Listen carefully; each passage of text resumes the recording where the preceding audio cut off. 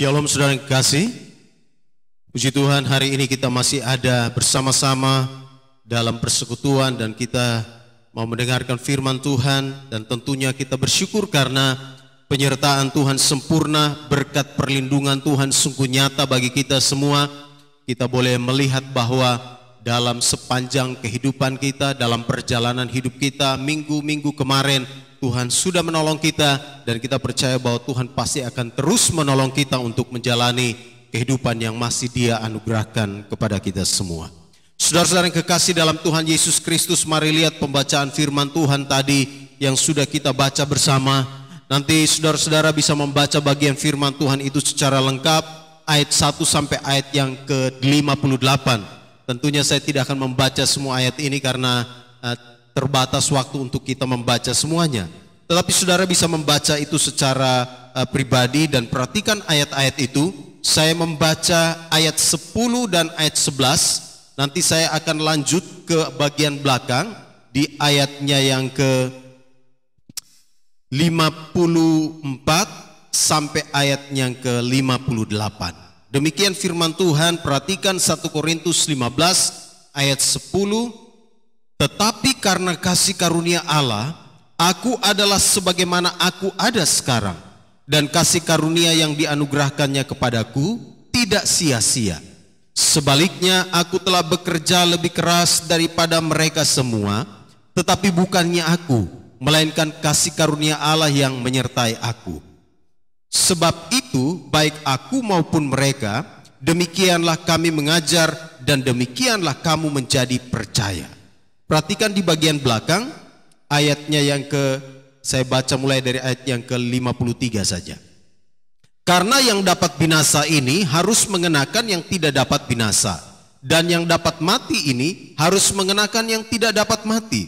Dan sesudah yang dapat binasa ini mengenakan yang tidak dapat binasa, dan yang dapat mati ini mengenakan yang tidak dapat mati, maka akan genaplah firman Tuhan yang tertulis, maut telah ditelan dalam kemenangan. Hai maut, di manakah kemenanganmu? Hai maut, di manakah sengatmu? Sengat maut ialah dosa, dan kuasa dosa ialah hukum Taurat. Tetapi syukur kepada Allah yang telah memberikan kepada kita kemenangan oleh Yesus Kristus Tuhan kita. Karena itu saudara-saudaraku yang kekasih, berdirilah teguh, jangan goyah, dan giatlah selalu dalam pekerjaan Tuhan. Sebab kamu tahu bahwa dalam persekutuan dengan Tuhan, jerih payahmu tidak sia-sia. Demikian pembacaan firman Tuhan untuk kita semua bersama pada pagi hari ini. Saudaraku yang kekasih, tema khotbah hari ini ialah melayani sebagai pemenang. Melayani sebagai pemenang. Saudara-saudara yang kekasih dalam Tuhan Yesus Kristus, Alkitab dengan jelas berkata kepada kita semua bahwa saudara dan saya adalah pemenang. Kita semua adalah pemenang. Mengapa demikian? Karena Kristus sudah menyelamatkan saudara dan saya. Karena Kristus sudah memberikan kemenangan kepada kita di kayu salib. Karena Kristus sudah menanggung semua dosa-dosa kita. Karena Kristus sudah mengampuni setiap dosa kita. Karena Kristus sudah membebaskan kita dari hukuman dosa. Maka itulah sebabnya kita disebut sebagai pemenang.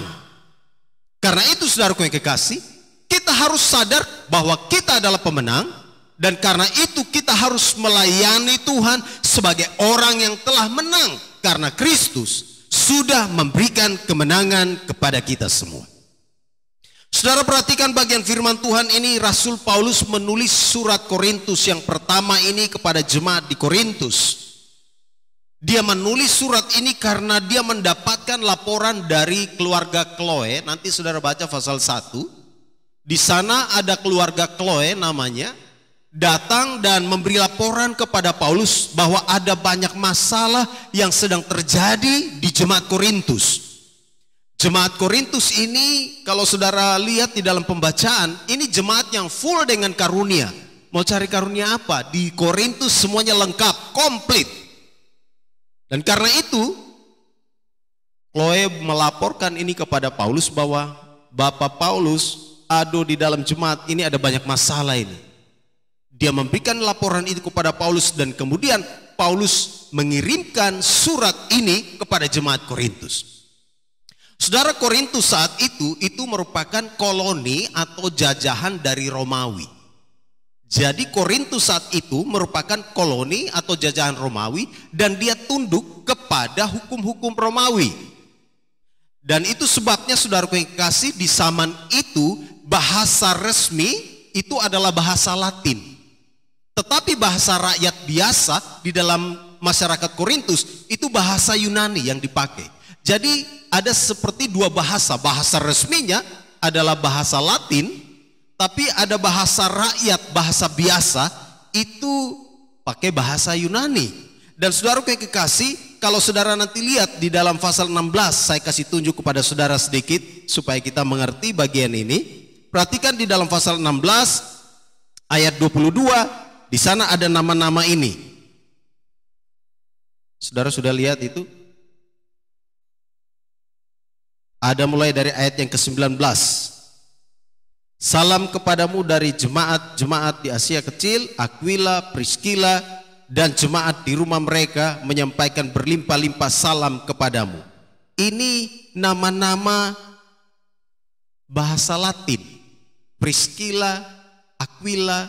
Kemudian nanti saudara juga bisa akan menemukan di dalam bagian firman Tuhan itu ada nama-nama yang luar biasa seperti ini. Ada Fortunatus, nanti saudara lihat di dalam Kisah Para Rasul 18. Kemudian ada yang namanya Tertius, Gaius, Quartus, dan semuanya itu ada di Roma. Jadi ini sedikit menarik kalau kita lihat bagian firman Tuhan ini ya. Nah, Priscilla dan Aquila itu nama Latin. Dan mereka melayani di Korintus. Ada beberapa penafsir dan juga ada ahli-ahli teologi yang berkata bahwa mereka ini adalah gembala-gembala di Korintus saat itu. Ini adalah teman sekerja Paulus. Mereka adalah teman-teman yang bersama di dalam Paulus dalam pelayanan.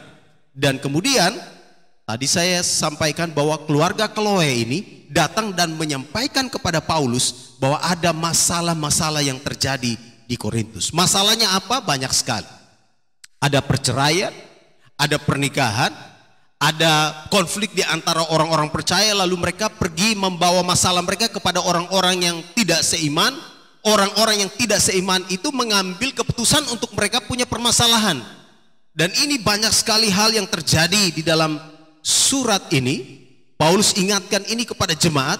Lalu ada masalah juga tentang kebangkitan. Paulus mendengar bahwa orang-orang di Korintus ini sebagian tuh tidak percaya terhadap yang namanya kebangkitan. Mereka meragukan apakah Kristus itu bangkit atau tidak ya. Apakah mayat Kristus itu dicuri atau seperti apa? Itu sebabnya kalau saudara lihat di dalam 1 Korintus pasal 15, itu ada penekanan tentang kebangkitan Kristus, kemudian kebangkitan kita, lalu kebangkitan tubuh. Ini konteksnya. Saudara-saudara yang kekasih, perhatikan bagian firman Tuhan itu. Terlepas dari semua masalah yang ada di dalam jemaat Korintus, Paulus kemudian memberikan nasihat kepada mereka supaya mereka harus memahami bahwa mereka itu adalah pemenang-pemenang karena Kristus sudah memberikan kemenangan kepada mereka.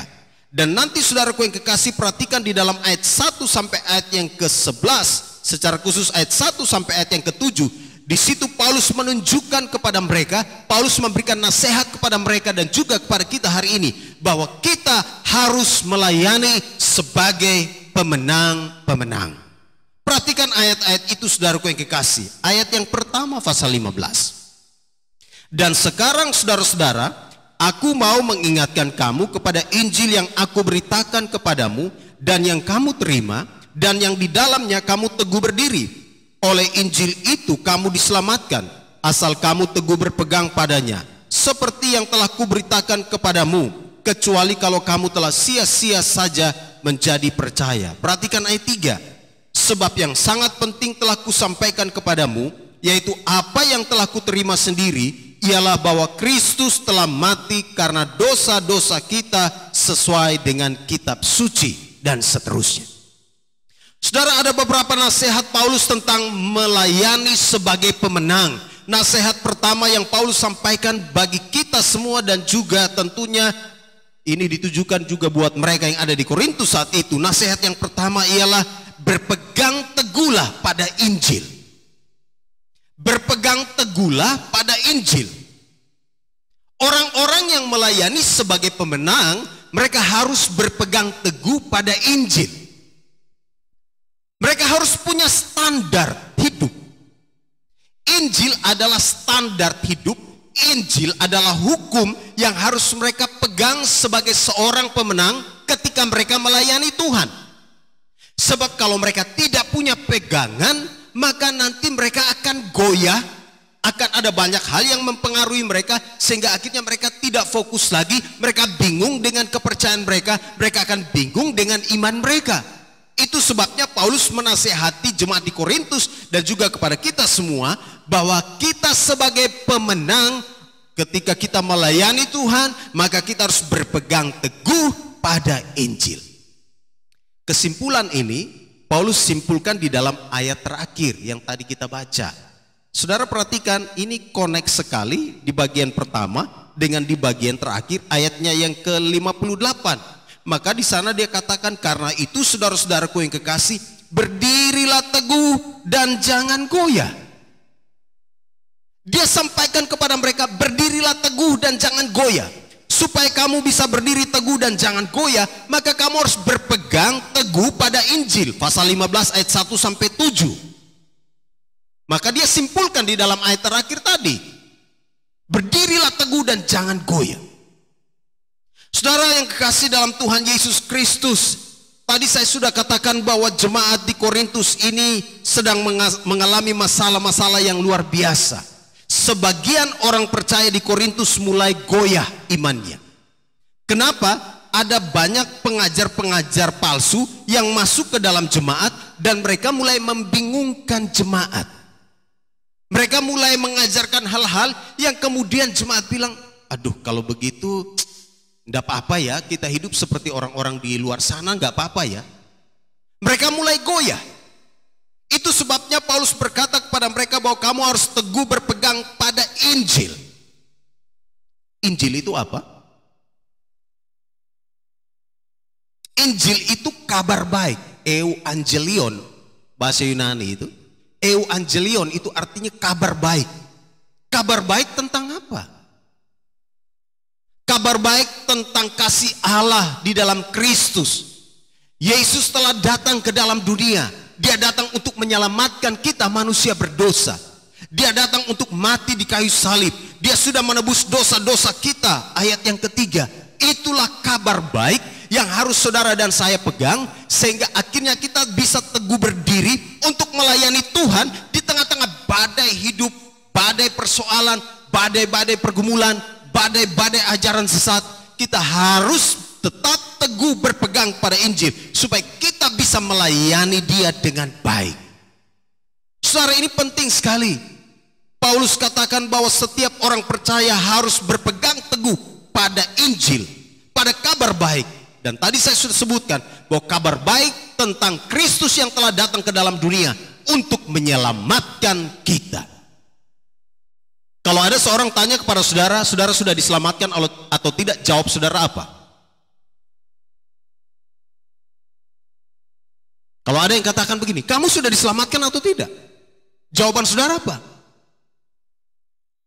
Saudara dan saya harus menjawab dengan pasti bahwa saya sudah diselamatkan.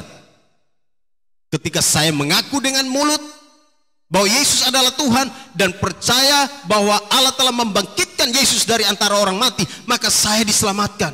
Dan itu sebabnya saya sedang menjalani kehidupan di dalam keselamatan yang Allah berikan kepada saya, sehingga kita tidak ragu lagi dengan keselamatan kita. Jangan ragu tentang keselamatan saudara, sebab Kristus sudah datang. Dia sudah membayar lunas semua dosa-dosa saya. Dia sudah menanggung hukuman atas saudara dan saya. Dia sudah memberikan kehidupan kekal bagi kita. Itu sebabnya kita harus berpegang teguh kepada Injil itu, dan kita harus melayani Dia dengan penuh kekuatan daripada Dia. Jangan ragu dengan keselamatan yang saudara sudah terima. Amin. Kalaupun saudara meninggal 5 hari kemudian dari sekarang, seminggu atau sebulan ke depan, jangan ragu karena engkau pasti selamat. Amin. Jangan ragu, sebab apa? Kita telah menerima kabar itu. Kita telah menerima Kristus yang hidup di dalam hidup kita. Kita telah menerima pengampunan dosa. Dan kita telah menerima kehidupan kekal daripada Dia. Karena itu jangan ragu, jangan takut. Dan tetap teguh di dalam iman bahwa kita adalah orang-orang yang telah diselamatkan oleh Dia. Karena itu saudaraku yang kekasih, nasihat Paulus kepada setiap kita hari ini, nasihat Paulus kepada jemaat yang di Korintus, yang pertama ialah berpegang teguh pada Injil. Saya kaget sekali pernah saya bertemu dengan seseorang yang sudah sekian lama melayani di gereja, sudah sekian lama aktif di dalam pelayanan. Begitu bertanya, saya bertanya kepada dia dan beberapa orang bertanya kepada dia, apakah engkau yakin kalau engkau mati pasti engkau selamat? Dia bilang apa? Tidak tahu juga ya. Dia bilang, aduh nanti urusan mati nantilah. Saya tidak tahu saya selamat atau tidak. Yang penting saya lakukan semua yang terbaik untuk Tuhan saja. Saya aktif melayani, saya setia melakukan ini. Ya sudahlah, selamat. Saya juga tidak terlalu tahu tentang hal itu. Tapi ya sudah, tidak apa-apalah. Loh, ini orang seperti begini ini belum mengerti tentang kabar baik. Dia tidak berpegang teguh kepada Injil, berita tentang keselamatan itu.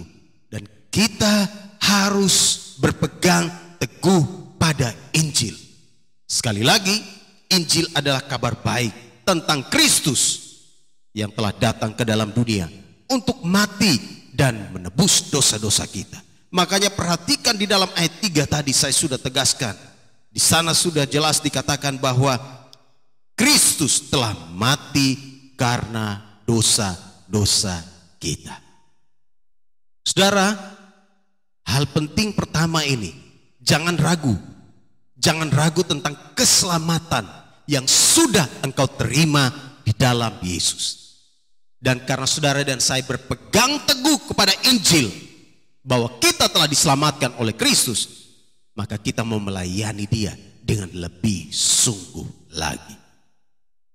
Yang kedua, perhatikan di dalam bagian firman Tuhan itu ayat yang ke-8 sampai 11. Di sana Paulus katakan begini, dan paling akhir dari semua dan yang paling akhir dari semuanya, ia menampakkan diri juga kepadaku sama seperti kepada anak yang lahir sebelum waktunya. Karena aku adalah yang paling hina dari semua rasul, bahkan tidak layak disebut rasul, sebab aku telah menganiaya jemaat Allah.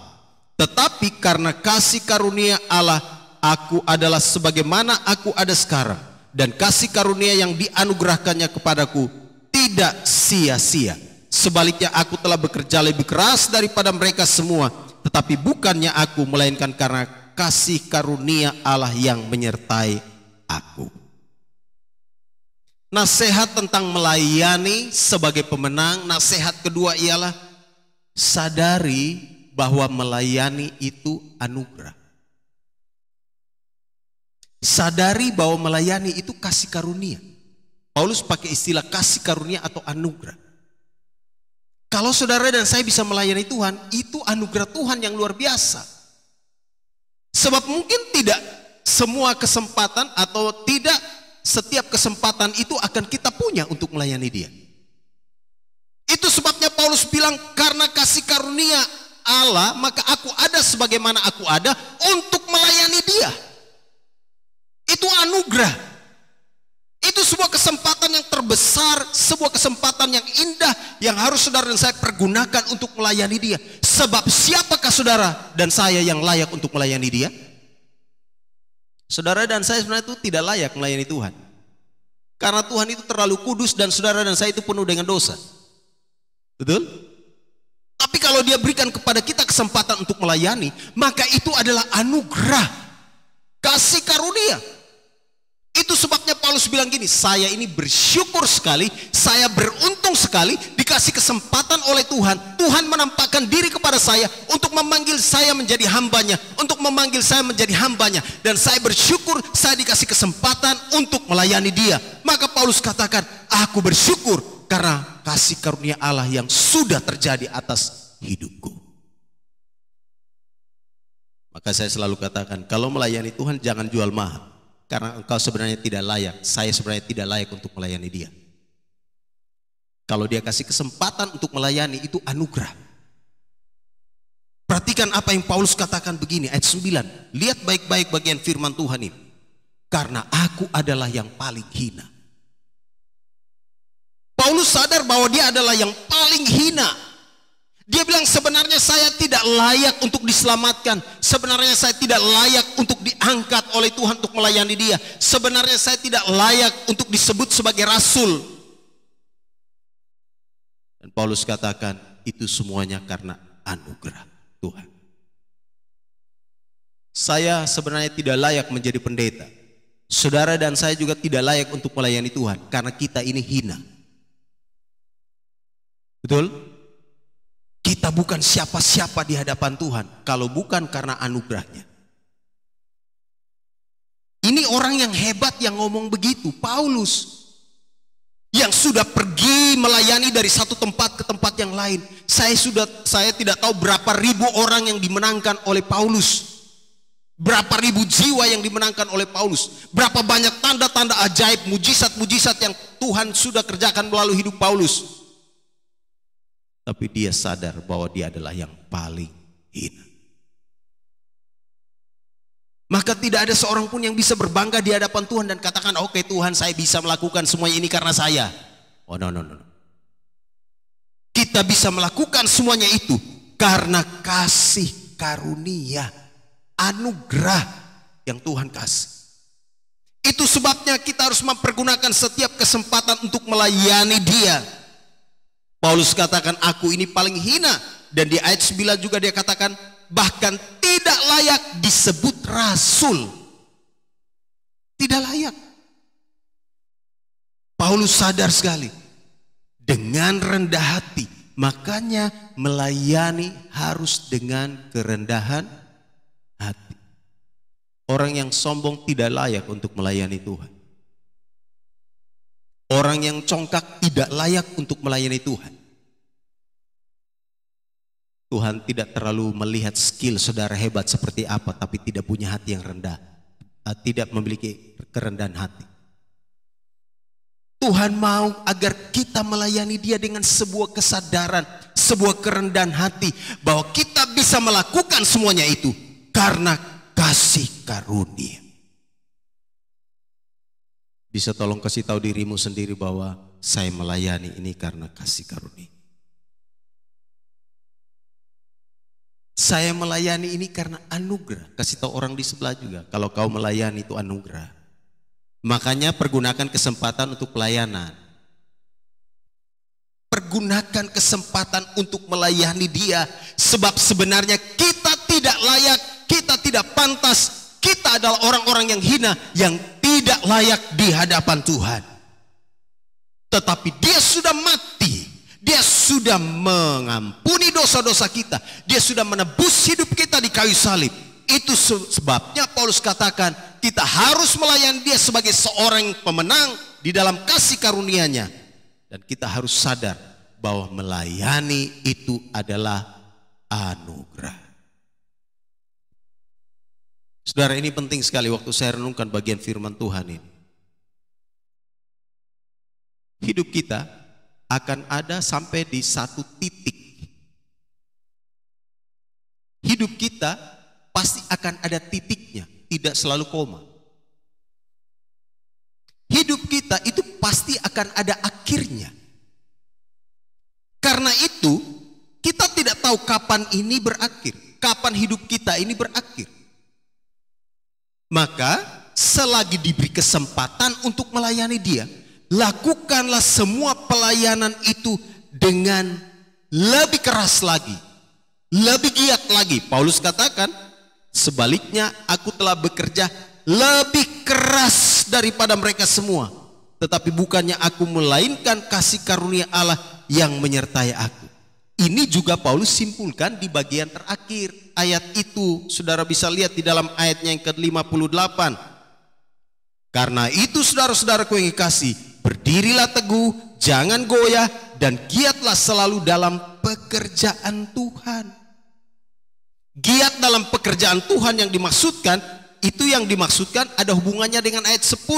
Aku bekerja lebih keras. Bahasa aslinya, giatlah itu maksudnya lakukan sesuatu yang melebihi standar. Lakukan sesuatu dengan berlebih. Itu begitu bahasa asli. Lakukan sesuatu, lakukan pelayanan itu dengan berlebih.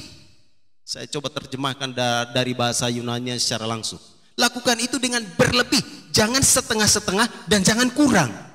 Itu artinya giat. Ngerti maksudnya? Makanya Paulus katakan bahwa karena dia merasa, dia yakin bahwa melayani itu adalah anugerah, maka dia bekerja lebih keras. Pertanyaan bagi kita semua, seberapa keras, seberapa giat saudara dan saya melayani dia? Orang yang sadar gak bahwa dia sudah diselamatkan, itu bukan karena pekerjaan dia, bukan karena kebaikan dia, itu anugerah dia diselamatkan. Maka seharusnya dia melayani Tuhan harus lebih keras lagi. Amin. Amin. Ini sesuatu yang luar biasa, Tuhan sudah nyatakan kepada kita. Maka saya juga bekerja keras, saya juga berusaha mempersiapkan firman Tuhan sebaik-baiknya. Duduk, lihat, baca firman Tuhan, berdoa, bolak-balik dan lihat lagi kebenaran firman Tuhan itu.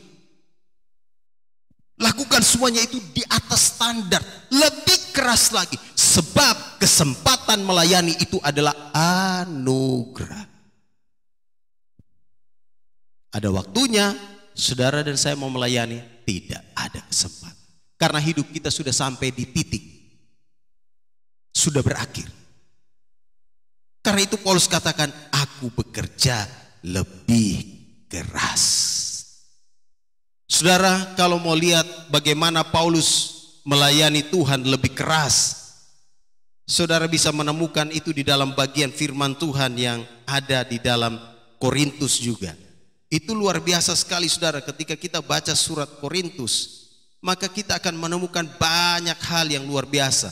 Saya bisa menunjukkan ini kepada saudara, bagaimana Paulus itu bekerja keras. Perhatikan di dalam Korintus itu saudara kekasih. Di dalam Korintus, 2 Korintus pasal yang ke-11, saudara lihat bagian firman Tuhan itu.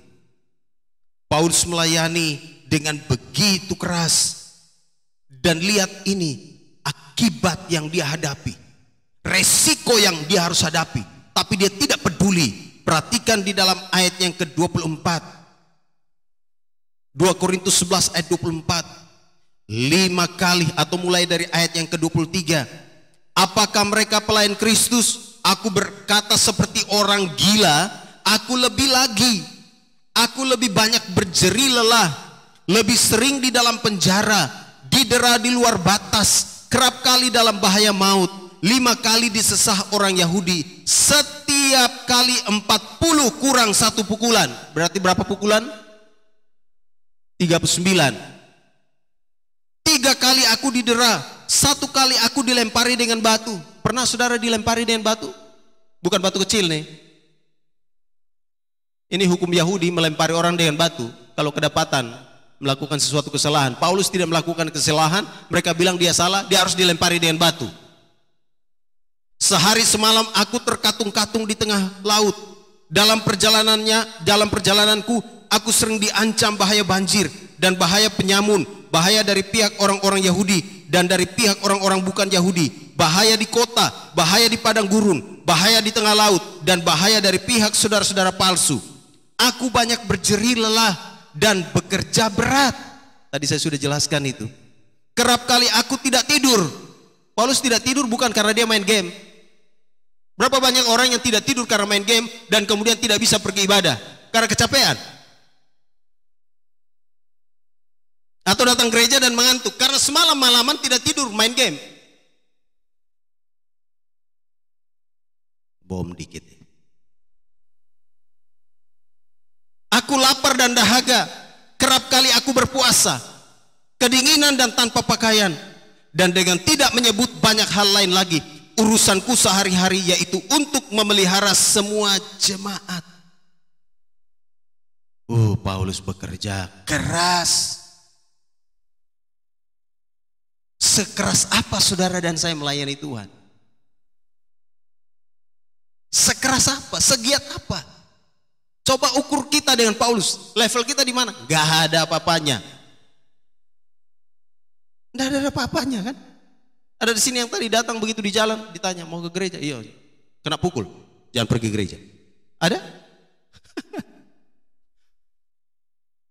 Atau sebaliknya, ada yang harus dipukul dulu baru datang ke gereja. Ayo cepat bangun ke gereja. Itu malas namanya. Dipaksa-paksa dulu, dipaksa-paksa baru mau melayani. Paulus tidak seperti itu.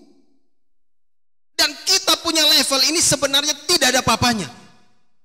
Dan kalau kita mau lihat secara jujur, sebenarnya Paulus ini adalah seorang yang luar biasa. Dia sudah lakukan semua pelayanan itu dengan begitu luar biasa. Tetapi saudara perhatikan yang tadi saya baca buat kita semua. Itu pun Paulus katakan, aku sebenarnya tidak layak. Atau dengan kata lain, Paulus bilang, sebenarnya saya belum giat, maksudnya belum banyak hal yang saya bisa lakukan, aku tidak layak. Pertanyaannya, saudara dan saya sudah bekerja untuk Tuhan itu sekeras apa? Kalau di pekerjaan saudara dan saya yang rutin tiap hari yang kita lakukan itu kita bekerja keras luar biasa. Dari pagi sampai malam, malam sampai pagi. Kalaupun tidur mimpi pekerjaan itu saja. Tapi untuk Tuhan sudah sekeras apa? Layakkah saudara dan saya berkata bahwa kita adalah orang-orang yang menang? Buktinya mana? Oh, hari ini kenyang makan. Sekeras apa saudara? Sadarilah bahwa melayani itu anugerah. Kita harus melakukan semua pelayanan yang Tuhan percayakan kepada kita. Dia mempercayakan itu kepada kita. Karena itu kita harus bekerja keras. Harus melayani Tuhan dengan lebih giat lagi. Pergunakan waktu-waktu yang Tuhan berikan untuk melakukan semua yang terbaik untuk Dia. Kalau saudara tidak bisa tidur karena engkau sedang berdoa untuk seseorang, saya angkat jempol semua.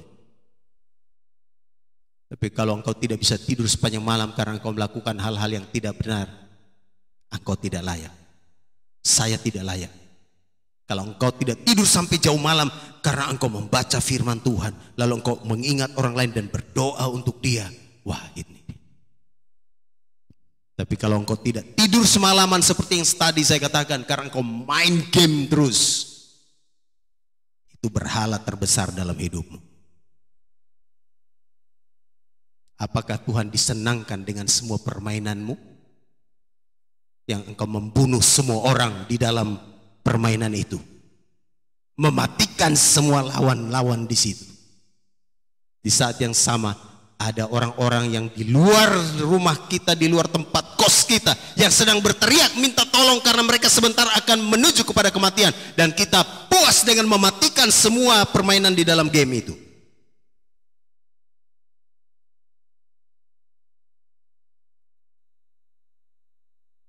Wah, tenang betul. Melayani adalah anugerah. Saudara, waktu saya renungkan bagian firman Tuhan ini, saya bilang Paulus luar biasa. Ada seorang yang luar biasa, namanya Paulus. Tetapi dia sangat rendah hati. Dia melayani Tuhan dengan rendah hati. Dan dia berkata, aku ini hina, aku ini tidak layak.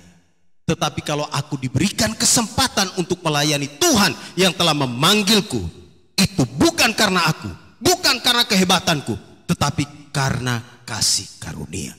1 Korintus 15 ayat 10 tadi. Karena itu sudah sadarilah saudara bahwa melayani adalah anugerah. Pulang dan lakukan firman Tuhan. Jangan amin-amin di gereja, amin-amin di rumah yang sedang nonton ini, tetapi tidak melakukan. Tidak ada artinya amin-amin 100 kali tapi tidak melakukan firman Tuhan, gak ada artinya. Yang ketiga, saudara kekasih, perhatikan bagian firman Tuhan itu. Nasihat yang ketiga, lihat di dalam ayatnya yang ke-33 sampai 34 di dalam pasal 15. Janganlah kamu sesat. Pergaulan yang buruk merusakkan kebiasaan yang baik. Sadarlah kembali sebaik-baiknya dan jangan berbuat dosa lagi. Ada di antara kamu yang tidak mengenal Allah. Hal ini kukatakan supaya kamu merasa malu. Nasihat Paulus tentang melayani sebagai pemenang, supaya saudara dan saya mengerti bahwa kita adalah pemenang dan kita sedang melayani Dia yang telah memberikan kemenangan kepada kita. Nasihat yang ketiga ialah jangan berbuat dosa lagi, atau berhenti berbuat dosa. Stop sudah. Melayani Tuhan tapi masih bikin dosa, tidak layak. Paulus katakan jangan kamu sesat, pergaulan yang buruk merusakkan kebiasaan yang baik. Ini konteksnya menarik ya. Ini konteksnya bicara tentang kebangkitan Kristus. Kemudian karena Kristus sudah bangkit, maka kita juga dibangkitkan bersama-sama di dalam kematian dan kebangkitan Kristus. Lalu sampai di ayat yang ke-33, dia masuk dengan sebuah pernyataan, pergaulan yang buruk merusakkan kebiasaan yang baik. Jangan lupa tadi saya sudah jelaskan bahwa di jemaat Korintus ini banyak sekali masalah. Lalu ada orang-orang yang mengajarkan banyak hal yang menyimpang dari firman Tuhan. Salah satu pengajar sesat yang mengajarkan ajaran-ajaran yang palsu, yang sesat dalam jemaat Korintus. Mereka berkata bahwa Kristus itu tidak bangkit. Nah, kemudian itu mempengaruhi banyak orang dan di sana dibilang, iya betul ya, masa mana logika orang mati bisa bangkit. Ada kepercayaan saat itu berkata bahwa orang mati itu tidak bisa bangkit lagi. Jadi sudah, karena nanti kalau kita mati kita tidak bisa bangkit, maka hidup ini harus dipergunakan. Senang-senang, puas-puas, puaskan masa muda semuanya. Karena nanti setelah mati sudah tidak ada kehidupan. Semua kita seperti lenyap saja. Dan karena itu sudahlah, nikmati pesta pora, lakukan semua yang terbaik, berzina, bersundal. Nanti baca sendiri ini di dalam 1 Korintus. Semua itu ajaran-ajaran sesat ini berkata demikian. Lalu Paulus bilang begini, perhatikan ayat 32. Dia bilang, kalau hanya berdasarkan pertimbangan manusia saja, aku telah berjuang melawan binatang buas di Efesus. Apakah gunanya hal itu bagiku? Jika orang mati tidak dibangkitkan, maka marilah kita makan dan minum, sebab besok kita mati. Paulus bilang, kalian pikir saya tidak ngerti firman ya? Untuk apa saya bersusah-susah menghadapi banyak binatang buas di Efesus? Binatang buas yang dimaksudkan di sini ini bukan binatang singa, macan dan segala macam. Tapi ini metafora bahwa di Efesus dia berjuang menghadapi orang-orang yang luar biasa yang berusaha menghabisi hidupnya. Dia bertahan, dia melayani Tuhan luar biasa. Di Efesus dia mendapat tantangan yang hebat. Dan Paulus yakin bahwa karena Kristus sudah memanggil dia, maka dia melakukan semua pelayanan itu. Dia yakin bahwa Kristus yang bangkit itu pasti akan memberikan kepada dia kehidupan kekal. Maka dia bilang begini, kalau Kristus tidak bangkit, ngapain saya susah-susah beritakan namanya? Saya susah-susah menderita. Ya sudah, mari kita makan, minum, kemudian besok kita mati. Paulus mengingatkan ini, jangan bikin dosa lagi. Jangan bergaul dengan orang-orang yang sampaikan berita-berita palsu, berita-berita yang mirip kebenaran tetapi sebenarnya tidak benar. Paulus bilang jangan bergaul dengan mereka. Lama-lama kamu bergaul dengan mereka, beritanya itu mempengaruhi kamu dan akhirnya kamu mulai meragukan, ya Kristus tidak bangkit ya. Itu sebabnya Paulus bilang gini, jauhi mereka. Sekarang semakin mereka cerita tentang ketidakbenaran, lama-lama engkau terpengaruh. Maka dia katakan pergaulan yang buruk merusakkan kebiasaan yang baik. Jadi kalau baca ayat ini harus mengerti konteksnya. Jangan berbuat dosa lagi. Jangan terlibat lagi dengan cara hidup orang-orang duniawi. Jangan mempercayai orang-orang yang mulai meragukan kebenaran firman Tuhan dengan berbagai macam dalil. Mereka bilang, oh Yesus tidak bangkit. Yesus bukan Tuhan. Yesus bukan Allah. Lama-lama berita itu kalau diproduksi secara massal, makanya hoax. Semakin lama semakin diproduksi, hoax menjadi kebenaran. Betul enggak? Itu sebabnya di zaman itu Paulus sudah bilang begini, sudahlah. Orang-orang yang seperti begitu sudah kamu berusaha sedapat mungkin keluar dari mereka. Jangan lagi bergaul, dalam arti jangan ikut lagi cara berpikir mereka, jangan ikut cara pandang mereka, sebab mereka akan membuat imanmu menjadi goyah. Maka di dalam ayat yang ke-57 dan 58 tadi dia bilang, berdirilah teguh dan jangan goyah. Ini ada hubungannya dengan bagian ini. Karena itu saudaraku yang kekasih, jangan berbuat dosa lagi, jangan lagi mau mendengarkan hal-hal yang bukan kebenaran, tetapi mari kita fokus untuk melayani Yesus yang sudah memberikan kemenangan kepada kita. Kita harus melayani Dia sebagai seorang pemenang sejati. Amin. Itulah nasihat Paulus. Jangan lagi berbuat dosa, jangan lagi sibuk mendengarkan ajaran-ajaran yang palsu, tapi mari fokus, pegang teguh kebenaran bahwa Kristus sudah bangkit. Dia memberikan kehidupan kekal bagi kita. Ayat 35, tetapi mungkin ada orang yang bertanya, bagaimanakah orang mati dibangkitkan, dan dengan tubuh apakah mereka akan datang kembali? Hai orang bodoh, apa yang engkau sendiri taburkan tidak akan tumbuh dan hidup kalau ia tidak mati dahulu. Yang keempat, nasihat untuk melayani sebagai pemenang. Nasihat Paulus untuk kita, jemaat juga di Korintus yang memperoleh nasihat ini. Paulus katakan, jangan takut tentang akhir hidup kita. Jangan takut tentang akhir hidup kita. Saya akan jelaskan ini sedikit untuk kita. Tadi Paulus sudah katakan begini, bagaimanakah orang mati dibangkitkan? Ada yang bertanya, bagaimana orang mati dibangkitkan? Bagaimana caranya? Dengan tubuh apa?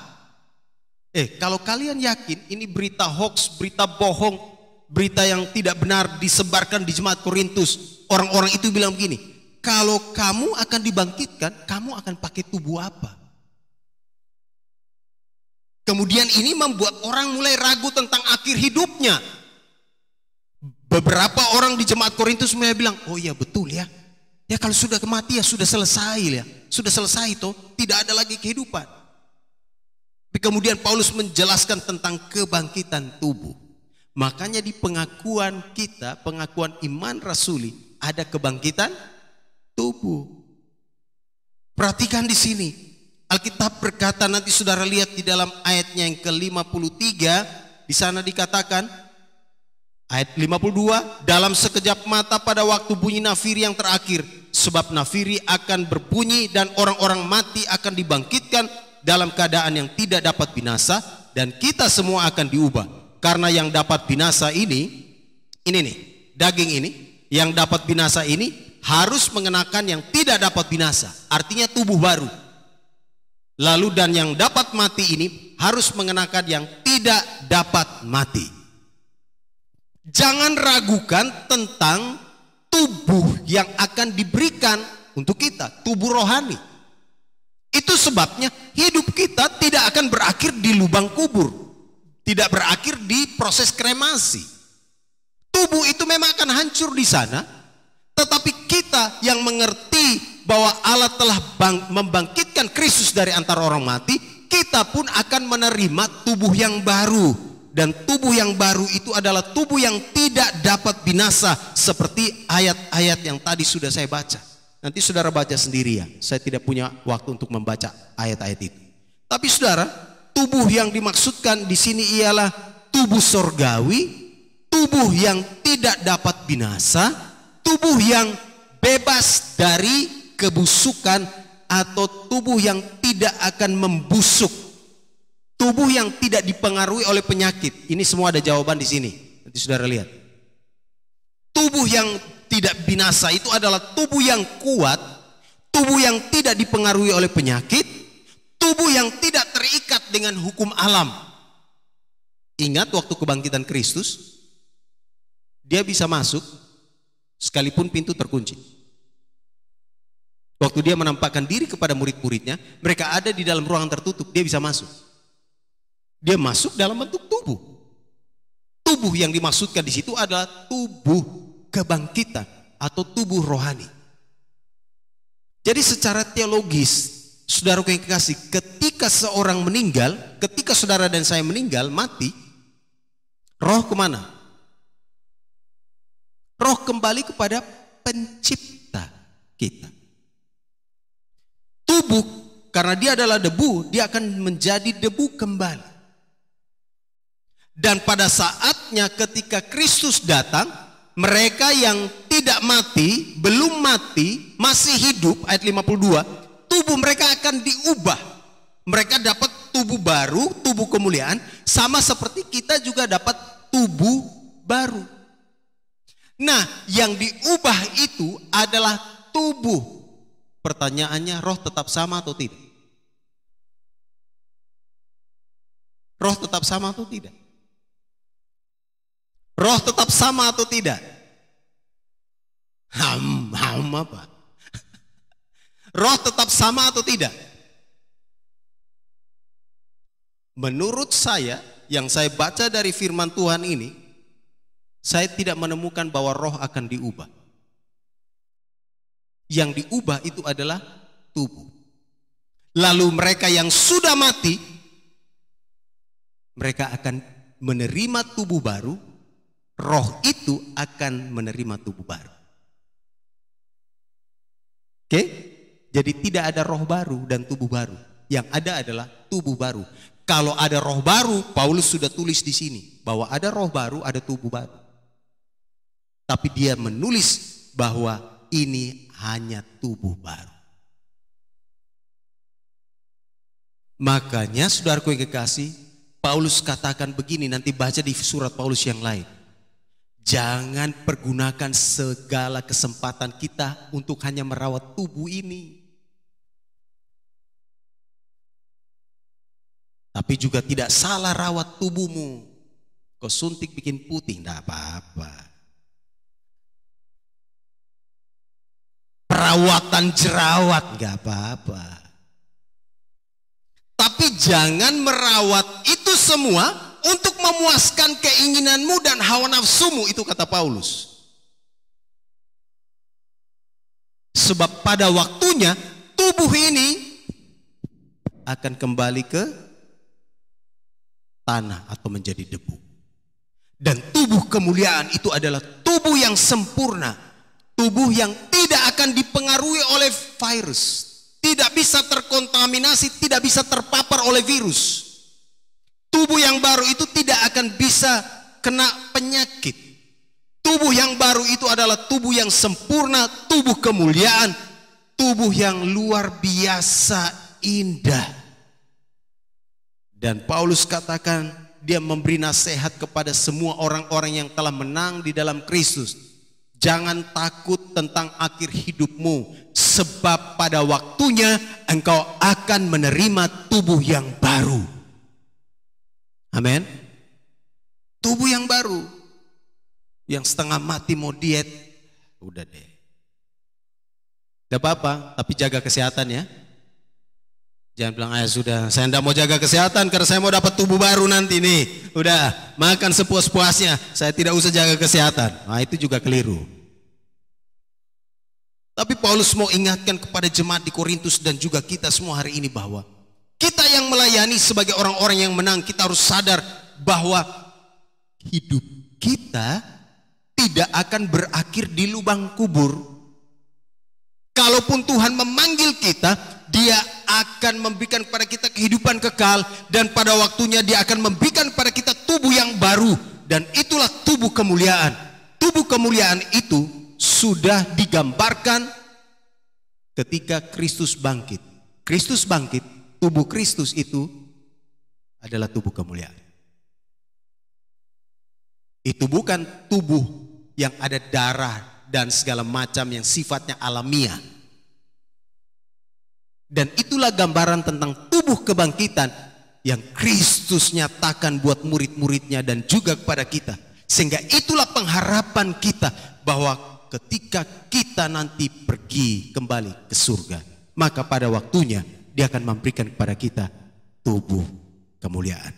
Tubuh kemuliaan itu bukan tubuh yang ringkih. Tapi tubuh kemuliaan itu adalah tubuh yang kuat. Tapi pertanyaan lagi, ini sedikit pertanyaan untuk kita. Ada yang tanya kepada saya, Pak Pendeta, tubuh kemuliaan itu bisa makan dan minum atau tidak? Pak Pendeta, tubuh kemuliaan itu kita masih bisa makan atau tidak? Apa jawab itu? Nanti masih bisa makan enggak kalau kita dikasih tubuh kemuliaan itu? Ya, jawabannya pertama, ya memang kerajaan Allah itu bukan soal makanan dan minuman. Kerajaan Allah itu bukan soal nanti di sana kita akan masak di dapur segala macam. Oh, itu jauh sekali. Itu cara berpikir duniawi. Tetapi apakah tubuh kemuliaan itu punya kemampuan untuk bisa seperti tadi? Makan dan minum. Ingat, tubuh kemuliaan itu tubuh yang sempurna. Pertanyaannya, waktu Yesus menampakkan diri kepada murid-muridnya, waktu 2 orang pergi ke Maus, lalu Yesus dalam perjalanan setelah peristiwa kebangkitan itu, dia jalan dan dia bertemu dengan mereka, dia memecah-mecahkan roti, kemudian memakan mereka semua. Woi, itu Yesus. Tubuh kemuliaan itu bisa makan minum atau tidak? Bisa tidak? Kalian ragu mengambil kesimpulan. Tubuh kemuliaan itu sempurna bisa makan dan minum. Tetapi hal kerajaan sorga itu bukan soal makanan dan minum. Amin. Saya mau katakan bahwa tubuh itu sempurna. Tapi jangan ada lagi yang bertanya lagi seperti seorang bertanya kepada saya. Kalau tubuh rohani itu bisa makan dan minum, maka berarti tubuh rohani itu bisa kawin dan mengawinkan tidak di surga?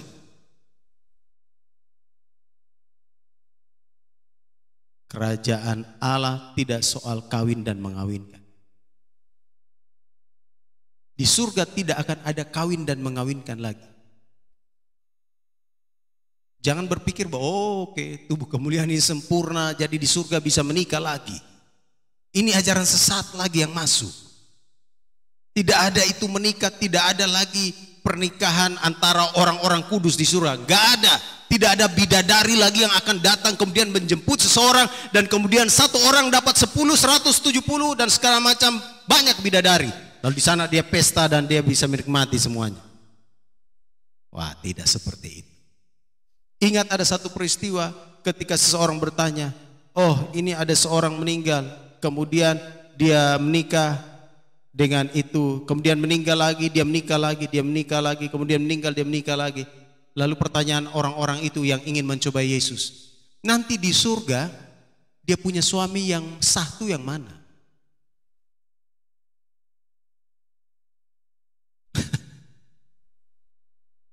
Di surga tidak ada lagi kawin dan mengawinkan. Lain waktu saya akan kupas bagian firman Tuhan ini. Tapi saya mau katakan buat kita semua bahwa ketika kita semua dipanggil untuk menikmati kemuliaan surga, segala pikiran-pikiran duniawi kita itu tidak ada lagi di sana.